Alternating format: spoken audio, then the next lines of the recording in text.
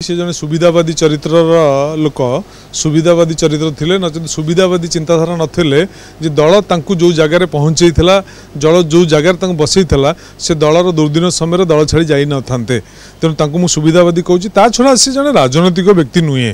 बुझे राजनीतिक व्यक्ति केवे नथिले कि राजनीति पाई संघर्ष करि नथिले कि लोकों संगे नथिले दल संगे नथिले लोकों सहित से नथिले तेणु तांको ठारू अधिका किछि आशा करा जाय न पारे तेणु सी जहाँ करिसेंती मध्ये से तांको चिंताधारा करिसेंती किंतु ओडिसा लोक तांको बाबद रे कोन मतामत दउचंती अंततपक्षे सी यदि समीक्षा करते से जानि पारंते सेति पय तो बहिष्कार कलु से दल पाई आवश्यकता नथिले दल रे गोटे अजथा भाव में आसिक गोटे पदवी नहीं गोटे यात्रा गले यात्रा करी बर्तमान दलर दुर्दिन समय दल छाड़ी गले तेणु सुविधावादी लोक सुविधावादी चरित्र ये चरित्र तो बर्तमान अधिका राजनीति और विशेष भाव में भारतीय जनता पार्टी एमती चरित्र मानक धरी विभिन्न दल में द्वंद्व सृष्टि करिया दल विभाजन सृष्टि करिया योजना करुच्ची ये हूँ तार गोटे कार्यक्रम तेणु ये कथा ममता महंत गला दिन ठारू आम आशंका करूँ से आशंका सत्य प्रमाणित होती।